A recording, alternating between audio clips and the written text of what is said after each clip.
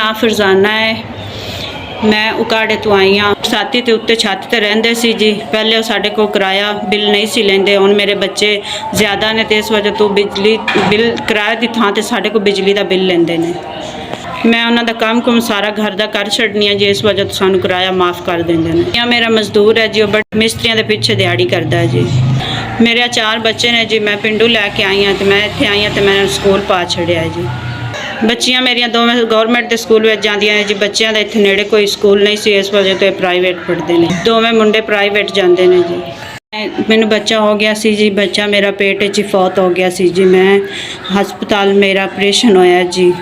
असी जी सरकारी हस्पताल गए सी जी। उत्थे मेरा केस उन्होंने नहीं किया। उन्होंने कहा कि तेरी फाइल नहीं बनी। असी बाहर ऑपरेशन करवाया सी, बच्चा पेट च फौत हो गया सी। पर कहते रहे कि जल्दी ऑपरेशन कराना, नहीं तो मेरा भी खतरा सी। तो मेरे बंदे ने किसी को 28,000 रुपया पकड़ के मेरा ऑपरेशन करवाया जी। मेरा कल्ला बंदा कमान, मेरे 4 बच्चे ने छोटे छोटे। मेरा कल्ला बंदा कमान वाला जी।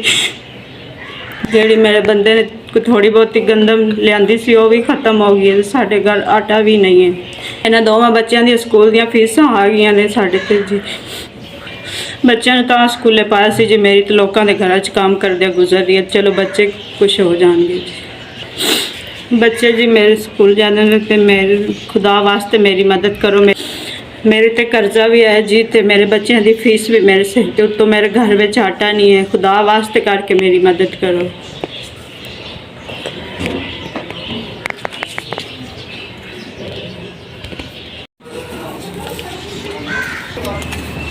SVS तुसी मेरी 10,500 की मदद की है। सेहत और तंदुरुस्ती दे वेला तुहानू ज़्यादा तो ज़्यादा देवे और इन्ना कुछ होवे कि दरवाजे तो बाहर होवे। और सानू जो भी मुश्किल आती असी इसे बूहे ते आने जी। ते रिश्तेदार साडे नाल भी 10 कदम अगे हैं भुख विच जी। साडे कोल होर कोई राह नहीं, असी इसे बूहे ते आने और अल्लाह इत्थों सानू खैर तुसी पांदे हो जी। SVS नू अल्लाह बहुत ज़्यादा देवे और उनका भला होवे। अल्लाह बहुत बहुत ज़्यादा देवे। गरीबां की मदद कर दियो।